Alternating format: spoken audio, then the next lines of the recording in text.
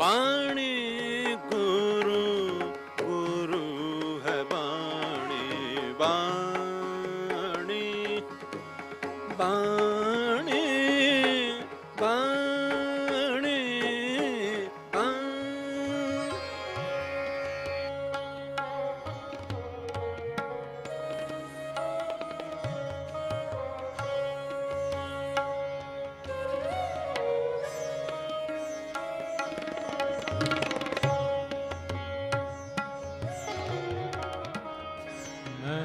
नाम तेरा आधार, मैं नाम तेरा आधार, मैं नाम तेरा आधार।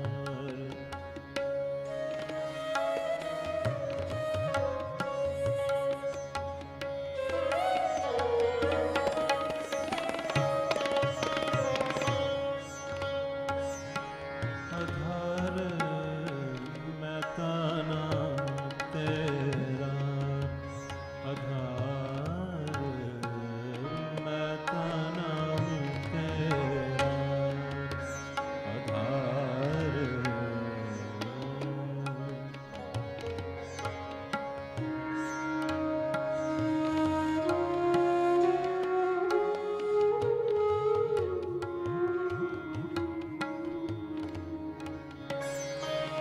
नाम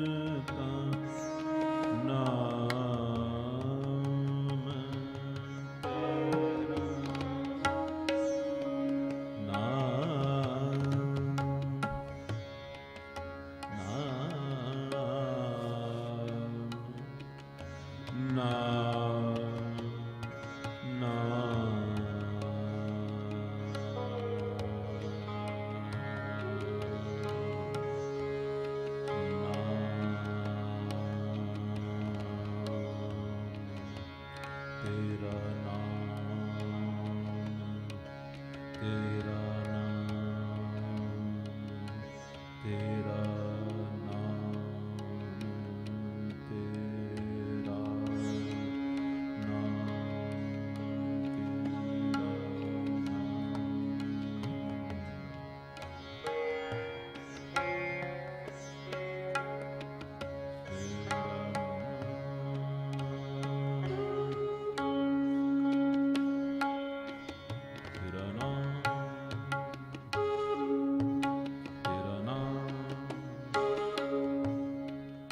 नाम, तेरा नाम, तेरा नाम, तेरा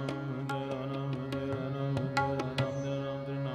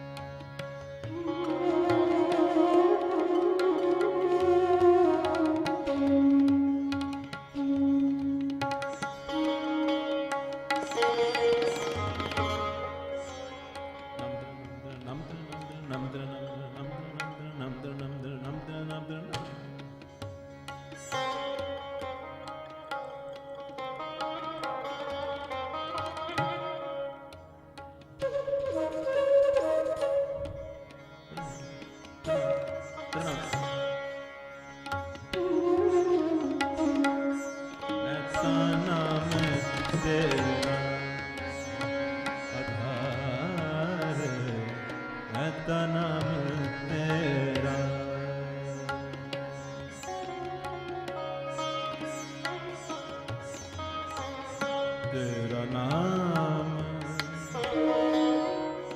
तेरा नाम, तेरा नाम, नाम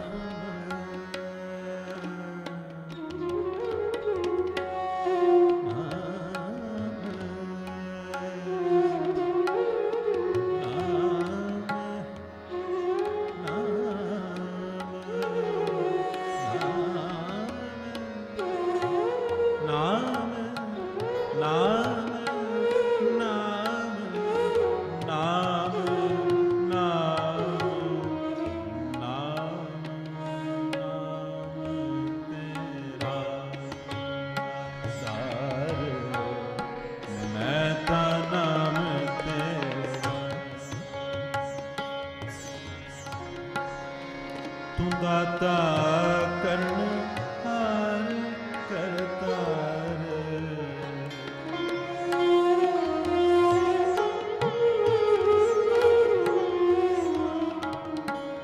ਤੂੰ ਦਾਤਾ ਕਰਨ ਹਾਰ ਕਰਤਾਰ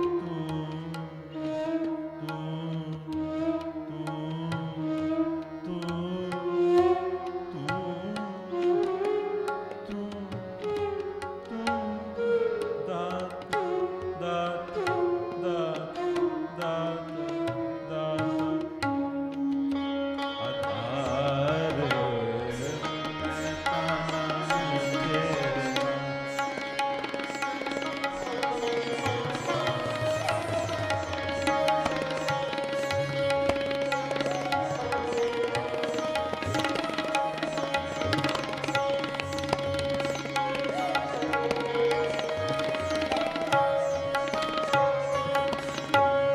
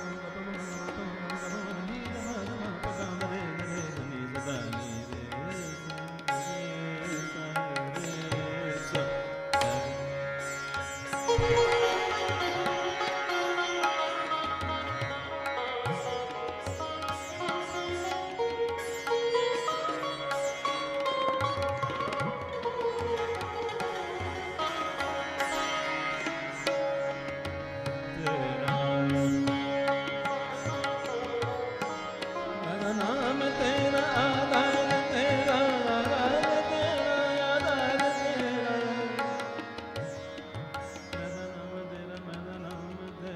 ਤਾਂ ਨਾਮ ਤੇਰਾ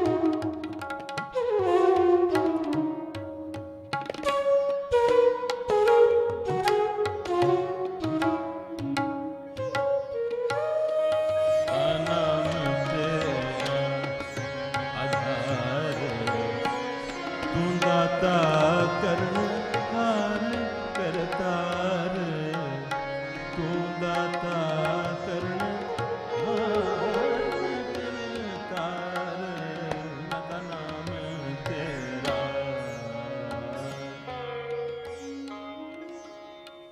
ਪਿਛਲੇ ਐਪੀਸੋਡ ਦੇ ਵਿੱਚ ਵਿਚਾਰ ਚੱਲ ਰਹੀ ਸੀ ਕਿ ਗੁਰੂ ਜੀ ਬਹੁਤ ਭਾਰੀ ਕਿਰਪਾ ਕਰਕੇ ਸਾਨੂੰ ਇਹ ਸਮਝਾਉਣ ਦੀ ਕੋਸ਼ਿਸ਼ ਕਰਦੇ ਹਨ, ਇਹ ਜੋ ਭਗਤੀ, ਰੂਹਾਨੀਅਤ, ਇਬਾਦਤ, ਆਤਮਿਕ ਜੀਵਨ, ਪ੍ਰਭੂ ਮਿਲਾਪ, ਇਹ ਜੋ ਰਸਤਾ ਹੈ,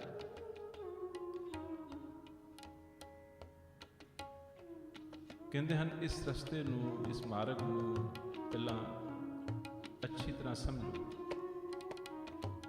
ਕਿਉਂਕਿ ਇਨਸਾਨ ਨੂੰ ਹਰ ਚੀਜ਼ ਦੇ ਵਿੱਚ ਜਿਸ ਦੀ ਉਸਦੀ ਹਉਂ ਪ੍ਰਸੰਨ ਹੋਵੇ ਉਹ ਅੱਛੀ ਲੱਗਦੀ ਹੈ। ਹਰ ਚੀਜ਼ ਉਹ ਅੱਛੀ ਲੱਗਦੀ ਹੈ ਜਿਸ ਦੇ ਵਿੱਚ ਇਸ ਦੇ ਮਨ ਦੀ ਖੁਸ਼ੀ ਹੋਵੇ, ਇਸ ਦਾ ਮਨ ਪ੍ਰਸੰਨ ਹੋਵੇ। ਪਰ ਇਹ ਮਾਰਗ ਬਿਲਕੁਲ ਇਸ ਦੇ ਉਲਟ ਹੈ। It is like standing in your own way. ਆਪਣੇ ਵਿਰੁੱਧ, ਆਪਣੇ ਰਸਤੇ 'ਚ ਆਪਣੇ ਹੀ ਵਿਰੁੱਧ ਖਲੋਣ ਦਾ ਇਹ ਮਾਰਗ ਹੈ।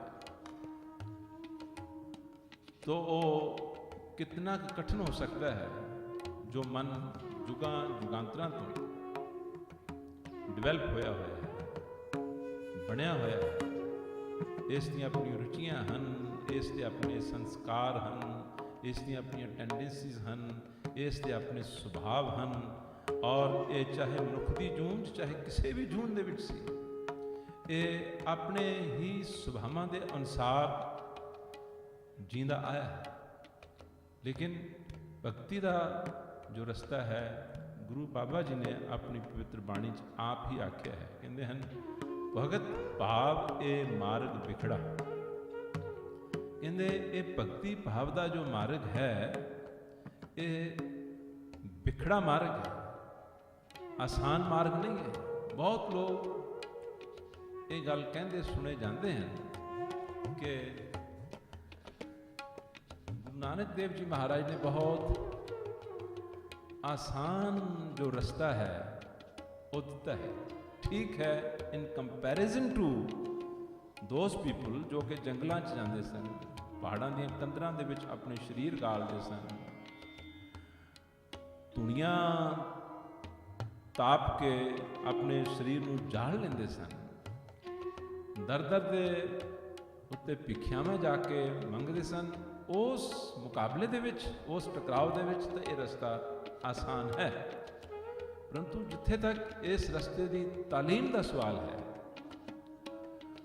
ਉਸ ਤਾਲੀਮ ਦੇ ਵਿੱਚ ਤੇ ਸਿੱਧਾ ਮਨ ਨੂੰ ਹੱਥ ਪਾਉਣਾ ਹੈ, ਮਨ ਨੂੰ ਗਲਿਓਂ ਪਕੜਨਾ ਹੈ।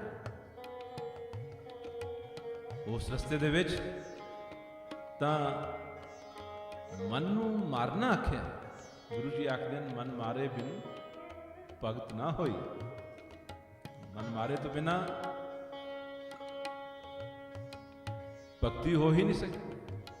ਔਰ ਹਰ ਪਲ ਸਾਡਾ ਮਨ ਹੀ ਸਾਨੂੰ ਹਰਾਉਂਦਾ ਹੈ, ਹਰ ਪਲ ਸਾਡਾ ਮਨ ਹੀ ਸਾਨੂੰ ਸਤਾਉਂਦਾ ਹੈ, ਮਨ ਹੀ ਸਾਨੂੰ ਉਦਾਸ ਕਰਦਾ ਹੈ, ਮਨ ਹੀ ਸਾਨੂੰ ਮਾਯੂਸ ਕਰਦਾ ਹੈ, ਮਨ ਹੀ ਸਾਨੂੰ ਡਰਾਉਂਦਾ ਹੈ, ਮਨ ਹੀ ਸਾਨੂੰ ਪਰੇਸ਼ਾਨ ਕਰਦਾ ਹੈ, ਮਨ ਹੀ ਸਾਨੂੰ ਦੌੜਾਉਂਦਾ ਉਡਾਉਂਦਾ ਇਹ ਫਿਰਦਾ ਹੈ।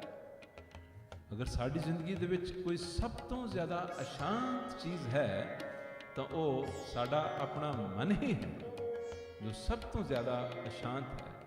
ਔਰ ਸਭ ਤੋਂ ਜ਼ਿਆਦਾ ਅਗਰ ਕੋਈ ਭਿਖਮੰਗਾ ਹੈ, ਖਾਲੀ ਹੈ, ਐਮਟੀ ਹੈ, ਤਾਂ ਉਹ ਸਾਡਾ ਮਨ ਹੀ ਹੈ। ਐਸੀ ਬਲਾ ਚੀਜ਼ ਨੂੰ ਜਿੱਤਣਾ ਔਰ ਐਸੀ ਬਲਾ ਚੀਜ਼ ਦੇ ਬਿਲਕੁਲ ਇਸ ਨੂੰ ਉਲਟਾ ਦੇਣਾ। ਅਬ ਮਨ ਉਲਟ ਸਨਾਤਨ ਹੋ ਗਿਆ। ਬਾਣੀ ਦੇ ਵਿੱਚ ਜ਼ਿਕਰ ਹੈ ਕਿ ਹੁਣ ਮੇਰਾ ਮਨ ਬਿਲਕੁਲ ਉਲਟ ਗਿਆ ਹੈ।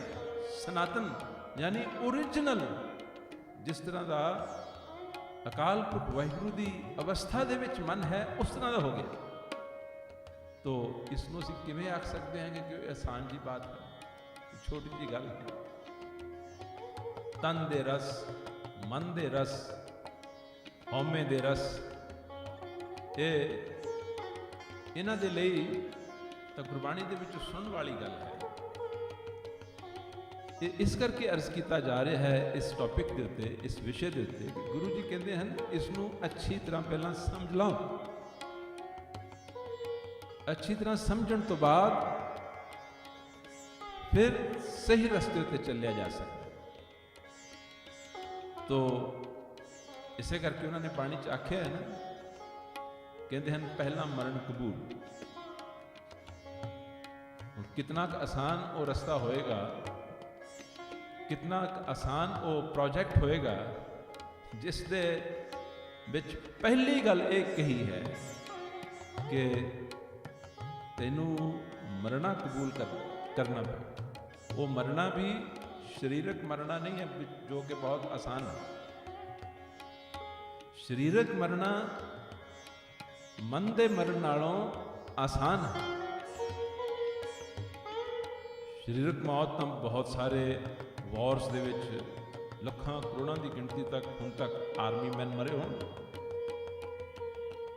ਯੁੱਧਾਂ ਦੇ ਵਿੱਚ ਕਿਤਨੇ ਲੋਕ ਮਰੇ ਹੋਣ, ਪਰੰਤੂ ਮਨ ਨੂੰ ਮਾਰਨ ਦੇ ਵਾਸਤੇ ਤਾਂ ਲੋਕਾਂ ਨੇ ਯੋਗ ਸਿੱਖੇ, ਹਿਮਾਲਾ ਦੀਆਂ ਬਰਫੀਲੀਆਂ ਪਹਾੜੀਆਂ ਦੇ ਵਿੱਚ ਆਪਣੇ ਆਪ ਨੂੰ ਗਾਲਿਆ। ਇਹ ਆਸਾਨ ਨਹੀਂ ਹੈ। ਔਰ ਮਨ ਦੀ ਜੋ ਮਰਜ਼ੀ ਹੈ ਇਸ ਨੂੰ ਤਿਆਗਣਾ ਗੁਰੂ ਜੀ ਨੇ ਖੁਦ ਕਿਹਾ ਹੈ। ਜੇ ਉਹਨਾਂ ਨੇ ਨਾ ਕਿਹਾ ਹੋਵੇ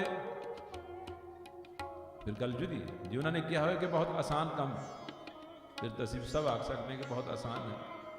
ਪਰ ਉਹਨਾਂ ਦੇ ਆਪਣੇ ਬਚਨ ਹਨ, ਕਹਿੰਦੇ ਹਨ ਮਨ ਕੀ ਮਤ ਤਿਆਗੋ ਹਰਜਨ, ਇਹ ਬਾਤ ਕਠੈਨੀ। ਕਹਿੰਦੇ ਇਹ ਕਠਨ ਗੱਲ ਹੈ, ਲੇਕਿਨ ਅਸੰਭਵ ਨਹੀਂ ਉਹਨਾਂ ਨੇ ਆਖਿਆ। ਇਹ ਨਹੀਂ ਆਖਿਆ ਕਿ ਇੰਪੋਸੀਬਲ ਹੈ, ਕਠਨ ਆਖਿਆ। ਮੁਸ਼ਕਲ ਹੈ, ਸਖਤ ਹੈ। ਸਿਰਫ ਮਨ ਦੀ ਜੋ ਇਹ ਲੜਾਈ ਹੈ, ਪਲ ਪਲ ਦੇ ਉੱਤੇ ਮਨ ਨੂੰ ਚੋਟ ਲੱਗੇਗੀ, ਇਹ ਹਰਟ ਹੋਏਗਾ, ਜਿਸ ਦਾ ਕਿ ਇਹ ਆਦੀ ਨਹੀਂ, ਜਿਸ ਦੀ ਇਸ ਨੂੰ ਆਦਤ ਨਹੀਂ ਹੈ। ਪਰੰਤੂ ਜੋ ਚੋਟ ਸਹਾਰਦਾ ਗਿਆ, ਸਹਾਰਦਾ ਗਿਆ, ਸਹਾਰਦਾ ਗਿਆ, ਉਹ ਦਿਨੋਂ ਦਿਨ ਆਪਣੇ ਅੰਦਰ ਉਸ ਦੇ ਇੱਕ ਨਇਆ ਬਲ ਪੈਦਾ ਹੁੰਦਾ ਜਾਏਗਾ, ਜੋ ਬਲ ਇਸ ਮਨ ਨੂੰ ਬਿਲਕੁਲ ਖਤਮ ਕਰਨ ਦੇ ਵਿੱਚ ਕੰਮ ਆਏਗਾ। ਪਰ ਜਿਸਨੇ ਚੋਟ ਸਹਾਰੀ ਹੀ ਨਹੀਂ, ਬਹੁਤ ਲੋਕ ਤੇ ਐਸੇ ਹਨ वो छोटी छोटी गल भी बर्दाश्त नहीं कर सकते, छोटी छोटी गल बर्दाश्त नहीं कर सकते। ਤੇ ਇਸ ਦਾ ਮਤਲਬ ਇਹ ਹੈ ਕਿ ਉਹ ਚਾਹੁੰਦੇ ਹਨ ਕਿ ਉਹਨਾਂ ਦੇ ਮਨ ਨੂੰ ਨਾ ਛੂਇਆ ਜਾਏ, ਉਹਨਾਂ ਦੇ ਮਨ ਨੂੰ ਨਾ ਟੱਚ ਕੀਤਾ ਜਾਏ। ਉਹਨਾਂ ਦਾ ਮਨ ਜਿਸ ਤਰ੍ਹਾਂ ਦਾ ਹੈ ਵੈਸਾ ਦਾ ਵੈਸਾ ਹੀ ਉਹ ਬਣਿਆ ਰਹੇ, ਕਾਇਮ ਰਹੇ, ਔਰ ਆਤਮ ਗਿਆਨ ਵੀ ਉਹਨਾਂ ਨੂੰ ਹੋ ਜਾਏ, ਬ੍ਰਹਮ ਗਿਆਨ ਵੀ ਉਹਨਾਂ ਨੂੰ ਹੋ ਜਾਏ, ਪਰਮਾਤਮਾ ਦੀ ਪ੍ਰਾਪਤੀ ਵੀ ਉਹਨਾਂ ਨੂੰ ਹੋ ਜਾਏ। ਉਹਨਾਂ ਦੇ ਕੰਫਰਟ ਜ਼ੋਨ ਦੇ ਵਿੱਚ, ਉਹਨਾਂ ਦੇ ਜੋ ਮੈਂਟਲ ਜੋ ਕੰਫਰਟ ਹੈ ਉਸ ਦੇ ਵਿੱਚ ਰੱਤਾ ਜਿਤਨਾ ਫਰਕ ਨਹੀਂ ਪੈਣਾ ਚਾਹੀਦਾ, ਉਹਨਾਂ ਦੇ ਖਿਆਲ ਦੇ ਵਿੱਚ ਸ਼ਾਇਦ ਇਹ ਪ੍ਰਮਾਰਤ। ਉਹ ਬੜੀ ਵੱਡੀ ਭੁੱਲ ਦੇ ਵਿੱਚ ਹਨ। ਗੁਰੂ ਜੀ ਆਖਦੇ ਹਨ ਭਗਤ ਭਾਵ ਇਹ ਮਾਰਗ ਵਿਖੜਾ, ਕਹਿੰਦੇ ਇਹ ਵਿਖੜਾ ਮਾਰਗ। ਇਸ ਕਰਕੇ ਮਨ ਖੋਜ ਮਾਰਗ ਸਭ ਤੋਂ ਪਹਿਲਾਂ ਸਹੀ ਤਰ੍ਹਾਂ ਕਲੈਰਿਟੀ ਦੇ ਨਾਲ ਇਸ ਰਸਤੇ ਨੂੰ ਖੋਜ ਲੈ, ਸਮਝ ਲੈ, ਜੋ ਕਿ ਦੋ ਸ਼ਬਦਾਂ 'ਚ ਕਿਹਾ ਜਾ ਸਕਦਾ ਹੈ। ਇੱਕ ਹੈ ਹਉਮੈ ਦਾ ਮਾਰਨਾ, ਇੱਕ ਹੈ ਮਨ ਦਾ ਮਾਰਨਾ। ਇਹ ਦੋਨੇ ਕੋਈ ਆਸਾਨ ਗੱਲਾਂ ਨਹੀਂ ਹੈ, ਪਰ ਅਸੰਭਵ ਨਹੀਂ ਹੈ। ਜੋ ਸ਼ਬਦ ਆਪਣਾ ਚੱਲ ਰਿਹਾ ਸੀ, ਗੁਰੂ ਜੀ ਕਹਿੰਦੇ ਹਨ ਬਹੁਤ ਲੋਕਾਂ ਨੇ ਬਹੁਤ ਕੁਝ ਕੀਤਾ, ਇੱਕ ਲੋਕ ਨਾ ਦੇਵੈ ਦਰਸਾ। ਇੱਕ ਹਨ ਜੋ ਬਹੁਤ ਡੂੰਘੀਆਂ ਗੁਫਾਵਾਂ ਪਟ ਕੇ ਉਹਨਾਂ ਦੇ ਵਿੱਚ ਬੈਠ ਜਾਂਦੇ ਹਨ, ਕਿਸੇ ਨੂੰ ਉਹ ਮਿਲਦੇ ਨਹੀਂ, ਕਿਸੇ ਨੂੰ ਦਰਸ਼ਨ ਨਹੀਂ ਦਿੰਦੇ, ਕਿਸੇ ਦੇ ਨਾਲ ਬੋਲਦੇ ਨਹੀਂ, ਕਿਸੇ ਦੇ ਨਾਲ ਗੱਲਬਾਤ ਨਹੀਂ ਕਰਦੇ। ਗੁਰੂ ਜੀ ਕਹਿੰਦੇ ਹਨ ਉਹਨਾਂ ਨੂੰ ਜਾਣੋ ਨਹੀਂ ਭਾਵੇ ਕਬਨ ਬਾਤ। ਪਤਾ ਨਹੀਂ ਪ੍ਰਮਾਤਮਾ ਨੂੰ ਕੀ ਅੱਛਾ ਲੱਗਦਾ ਹੈ, ਇਹ ਲੁਕ ਕੇ ਛਿਪ ਕੇ ਗੁਫਾਵਾਂ ਦੇ ਵਿੱਚ ਬੈਠਣ ਨਾਲ ਤਾਂ ਫਿਰ ਤਾਂ ਸੱਪ ਵੀ ਖੁੱਡਾਂ ਦੇ ਵਿੱਚ ਹੀ ਰਹਿੰਦੇ ਹਨ, ਵੀ ਲੁੱਕੇ ਹੀ ਰਹਿੰਦੇ ਹਨ, ਕੋਈ ਮਕਾਨ ਬਣਾ ਕੇ ਥੋੜ੍ਹਾ ਰਹਿੰਦੇ ਹਨ। ਹੋਰ ਬੜੇ ਜੀਵ ਜੰਤੂ ਐਨੀਮਲਸ ਹਨ ਜਿਹੜੇ ਧਰਤੀ ਦੇ ਥੱਲੇ ਰਹਿੰਦੇ ਹਨ। ਕਹਿੰਦੇ ਫਿਰ ਕਿਹੜੀ ਵੱਡੀ ਗੱਲ ਕਰ ਲਈ। ਇੱਕ ਲੋਕ ਨਾ ਦੇਵੇ ਦਰਸਾ, ਇੱਕ ਮਨ ਹੀ ਗਿਆਤਾ। ਔਰ ਕਈ ਤੇ ਐਸੇ ਹੁੰਦੇ ਹਨ ਜੋ ਆਪਣੇ ਆਪ ਹੀ ਆਪਣੇ ਵਿਚਾਰਾਂ ਦੇ ਵਿੱਚ ਹੀ ਐਸੇ ਟਰੈਪ ਹੁੰਦੇ ਹਨ ਔਰ ਉਹ ਸੋਚਦੇ ਹਨ ਕਿ ਸਾਨੂੰ ਅਸੀਂ ਨੇਕ ਕੰਮ ਕਰਦੇ ਹਾਂ, ਇਮਾਨਦਾਰੀ ਦੀ ਰੋਟੀ ਕਮਾਉਂਦੇ ਹਾਂ, ਝੂਠ ਅਸੀਂ ਕਦੇ ਬੋਲਦੇ ਨਹੀਂ ਹਾਂ, ਬੁਰਾ ਅਸੀਂ ਕਦੇ ਕਿਸੇ ਦਾ ਕੀਤਾ ਨਹੀਂ ਹੈ। ਤੇ ਇਸ ਤੋਂ ਇਲਾਵਾ ਹੋਰ ਧਰਮ ਕਿਹੜਾ ਹੁੰਦਾ ਹੈ? ਅਗਰ ਐਸੀ ਹੀ ਗੱਲ ਹੈ ਤੇ ਇਨਸਾਨ ਦਾ ਇਵੋਲੂਸ਼ਨ ਜੋ ਹੈ ਕਿ ਉਹ ਇੱਥੇ ਰੁਕ ਜਾਏਗਾ ਕਿ ਇਹ ਫਰਦਰ ਇਵੋਲਵ ਨਾ ਕਰੇ। ਐਸੇ ਲੋਕ ਇਹ ਸਮਝਦੇ ਹਨ ਕਿ ਝੂਠ ਨਾ ਬੋਲਣਾ, ਦਸਾਂ ਨਹੁੰ ਦੀ ਕਿਰਤ ਕਰਨੀ ਅਤੇ ਕਿਸੇ ਦਾ ਹੱਕ ਨਾ ਮਾਰਨਾ, ਇਹ ਜੋ ਐਥਿਕਸ ਹਨ ਜਿਹੜੇ ਕਿ ਸੁਸਾਇਟੀ ਦੇ ਵਿੱਚ ਅਪਰੂਵਡ ਹਨ, ਸੁਸਾਇਟੀ ਜਿਨ੍ਹਾਂ ਐਥਿਕਸ ਨੂੰ ਐਕਸੈਪਟ ਕਰਦੀ ਹੈ, ਅਗਰ ਇੱਥੇ ਤੱਕ ਪਹੁੰਚ ਗਏ ਤਾਂ ਫਰਦਰ ਸਾਨੂੰ ਹੋਰ ਕੁਝ ਕਰਨ ਦੀ ਜ਼ਰੂਰਤ ਨਹੀਂ। ਇਸ ਦਾ ਮਤਲਬ ਕਿ there is no more room to grow। ਇਸ ਤੋਂ ਇਲਾਵਾ ਇਸ ਤੋਂ ਅਗਾਂਹ ਹੋਰ ਡਿਵੈਲਪਮੈਂਟ ਦੀ ਕੋਈ ਗੁੰਜਾਇਸ਼ ਨਹੀਂ ਰਹਿ ਗਈ। ਗੁਰੂ ਜੀ ਆਖਦੇ ਹਨ ਐਸੇ ਲੋਕ ਹਨ ਜੋ ਆਪਣੇ ਮਨ 'ਚ ਆਪ ਹੀ ਸਮਝੀ ਬੈਠੇ ਹਨ ਕਿ ਅਸੀਂ ਬਿਲਕੁਲ ਠੀਕ ਹਾਂ, ਆਪਣੇ ਆਪ 'ਚ ਅਸੀਂ ਬਿਲਕੁਲ ਜੋ ਸਮਝਣਾ ਚਾਹੀਦਾ ਸਮਝਦੇ ਹਾਂ, ਜਾਣਦੇ ਹਾਂ। ਉਹ ਫਰਦਰ ਇਵੋਲਵ ਹੀ ਨਹੀਂ ਹੋਣਾ ਚਾਹੁੰਦੇ, ਫਰਦਰ ਡਿਵੈਲਪਮੈਂਟ ਹੀ ਨਹੀਂ ਆਪਣੀ ਚਾਹੁੰਦੇ। ਅਗਲੀ ਲਾਈਨ 'ਚ ਕਹਿੰਦੇ ਹਨ ਘਾਟ ਨਾ ਕਿੰਨੀ ਕਹਾਇਆ। ਅਖੀਰ ਤੱਕ ਕਹਿੰਦੇ ਹਨ ਕਿ ਚਾਹੇ ਗਿਆਨੀ ਹਨ, ਧਿਆਨੀ ਹਨ, ਜੋਗੀ ਹਨ, ਤਪਸਵੀ ਹਨ, ਵੈਸ਼ਨਵ ਹਨ, ਲੁੱਕੇ ਰਹਿਣ ਵਾਲੇ ਹਨ, ਅੰਨ ਨਾ ਖਾਣ ਵਾਲੇ ਹਨ, ਮੌਨ ਧਾਰ ਕੇ ਰਹਿਣ ਵਾਲੇ ਹਨ, ਗੁਰੂ ਜੀ ਕਹਿੰਦੇ ਘਾਟ ਨਾ ਕਿੰਨੀ ਕਹਾਇਆ। ਕੋਈ ਵੀ ਆਪਣੇ ਆਪ ਨੂੰ ਘੱਟ ਨਹੀਂ ਕਹਾਉਂਦਾ, ਸਾਰੇ ਹੀ ਸਮਝਦੇ ਹਨ ਕਿ ਅਸੀਂ ਪਹੁੰਚੇ ਹੋਏ ਹਾਂ, ਜਦ ਕਿ ਪਹੁੰਚਿਆ ਕੋਈ ਕਿਤੇ ਵੀ ਨਹੀਂ ਹੈ। ਘਾਟ ਨਾ ਕਿन्हीं ਕਹਾਇਆ, ਸਭ ਕਹਤੇ ਹੈ ਪਾਇਆ। ਪਰੰਤੂ ਗੁਰੂ ਜੀ ਕਹਿੰਦੇ ਹਨ ਜਿਸ ਮੇਲੇ ਸੋ ਭਗਤਾ। ਕਹਿੰਦੇ ਭਗਤ ਤਾਂ ਉਹੀ ਹੈ ਜਿਸ ਦੇ ਉੱਤੇ ਉਹ ਪ੍ਰਭੂ ਪ੍ਰਸੰਨ ਹੋ ਜਾਏ। ਔਰ ਪ੍ਰਭੂ ਪ੍ਰਸੰਨ ਕੈਸਿਆਂ ਉੱਤੇ ਹੁੰਦਾ ਹੈ? ਜੋ ਅਸੀਂ ਭਗਤ ਧੰਨੇ ਜੀ ਦੀ ਸਾਖੀ ਸੁਣ ਚੁੱਕੇ ਹਾਂ। ਬਿਲਕੁਲ ਸਿੱਧਾ, ਸਰਲ, ਪਵਿੱਤਰ, ਨਿਰਮਲ ਹਿਰਦਾ, ਬਸ ਜਿਸ ਦੇ ਉੱਤੇ ਉਹ ਪ੍ਰਸੰਨ ਹੋ ਕੇ ਉਸ ਨੂੰ ਆ ਕੇ ਆਪ ਆਪਣਾ ਮਿਲਾਪ ਬਖਸ਼ ਦੇਵੇ, ਕਹਿੰਦੇ ਬਸ ਉਹੀ ਭਗਤ ਹੈ। ਬਾਕੀ ਸਗਲ ਉਪਤ ਉਪਾਵਾ ਤਿਆਗੀ ਸਰਨ ਪਾਵਾ, ਨਾਨਕ ਗੁਰਚਰਨ ਪ੍ਰਾਤਾ। ਇਹ ਬਹੁਤ ਖੂਬਸੂਰਤ ਪੰਕਤੀ ਹੈ। ਸਗਲ ਉਕਤ ਉਪਾਵਾ, ਉਕਤ ਦਾ ਅਰਥ ਹੈ ਮੈਥਡਸ, ਉਕਤ ਦਾ ਅਰਥ ਹੈ ਟੈਕਨੀਕਸ, ਉਕਤ ਦਾ ਅਰਥ ਹੈ ਜੁਗਤੀਆਂ, ਢੰਗ। ਅੱਜ ਦੇ ਸਮੇਂ ਦੇ ਵਿੱਚ ਸਪਿਰਿਚੁਅਲਿਟੀ ਉੱਤੇ ਕੋਰਸਸ ਬਣੇ ਹੋਏ ਹਨ। ਇਹ ਫਸਟ ਬੇਸਿਕ ਲੈਵਲ ਦਾ ਕੋਰਸ ਹੈ। ਇਹ ਜੋ ਮੀਡੀਅਮ ਲੈਵਲ ਦਾ ਕੋਰਸ ਹੈ, ਇਹ ਐਡਵਾਂਸ ਲੈਵਲ ਦਾ ਕੋਰਸ ਹੈ। ਔਰ ਬੇਸਿਕ ਲੈਵਲ ਦੇ ਜੋ ਲੋਕ ਹਨ ਉਹਨਾਂ ਦੇ ਲਈ ਇਹ ਟੈਕਨੀਕਸ ਹਨ, ਜੋ ਮੀਡੀਅਮ ਲੈਵਲ ਦੇ ਹਨ ਉਹਨਾਂ ਦੇ ਲਈ ਇਹ ਟੈਕਨੀਕਸ ਹਨ, ਔਰ ਜੋ ਐਡਵਾਂਸ ਲੈਵਲ ਦੇ ਹਨ ਉਹਨਾਂ ਦੇ ਲਈ ਇਹ ਟੈਕਨੀਕਸ ਹਨ। तो ਅੱਜ ਤੇ ਜੋ ਸਪਿਰਿਚੁਅਲਿਟੀ ਹੈ, ਆਤਮਿਕਤਾ ਜੋ ਹੈ, ਉਸ ਦੇ ਲਈ ਇੱਕ ਪੂਰੀ ਦੀ ਪੂਰੀ ਇੰਡਸਟਰੀ ਬਣੀ ਹੋਈ ਹੈ। ਬੇਸਿਕ ਲੈਵਲ ਦਾ ਕੋਰਸ ਕਰਨਾ ਹੈ ਤੇ ਇਹ ਫੀਸ ਹੈ, ਮਿਡਲ ਲੈਵਲ ਦਾ ਕੋਰਸ ਕਰਨਾ ਹੈ ਤੇ ਇਹ ਫੀਸ ਹੈ, ਐਡਵਾਂਸ ਲੈਵਲ ਦਾ ਕੋਰਸ ਕਰਨਾ ਤੇ ਇਹ ਫੀਸ ਹੈ। ਕੋਈ 4 ਦਿਨ ਦਾ ਕੋਰਸ ਹੈ, ਕੋਈ ਹਫਤੇ ਦਾ ਕੋਰਸ ਹੈ, ਕੋਈ 15 ਦਿਨ ਦਾ ਕੋਰਸ ਹੈ। ਹੈਰਾਨੀ ਦੀ ਗੱਲ ਨਾ ਹੋਈ, ਇਹ ਪ੍ਰਮਾਰਥ ਨਾ ਹੋਇਆ, ਇਹ ਕੋਈ ਤਮਾਸ਼ਾ ਹੋਇਆ। ਗੁਰੂ ਜੀ ਕਹਿੰਦੇ ਹਨ ਸਗਲ ਉਕਤ ਉਪਾਵਾ, ਇਹ ਜਿਤਨੀਆਂ ਵੀ ਟੈਕਨੀਕਸ, ਜੁਗਤੀਆਂ, ਮੈਥਡਸ, ਉਪਾਅ ਕਹਿੰਦੇ ਮੈਂ ਸਭ ਤਿਆਗ ਦਿੱਤੇ ਹਨ ਅਤੇ ਕੀ ਕੀਤਾ ਹੈ, ਸਿਰਫ ਆਪਣੇ ਗੁਰੂ ਦੇ ਚਰਨ ਪਕੜ ਲਏ ਹਨ। ਬਸ ਤੇਰੇ ਚਰਨਾਂ ਦਾ ਆਸਰਾ ਹੈ ਮੈਨੂੰ। ਅਗਲੀ ਵਿਚਾਰ ਅਗਲੇ ਐਪੀਸੋਡ ਦੇ ਵਿੱਚ। ਬਾਣੀ ਗੁਰੂ ਗੁਰੂ ਹੈ ਬਾਣੀ, ਬਾਣੀ ਬਾਣੀ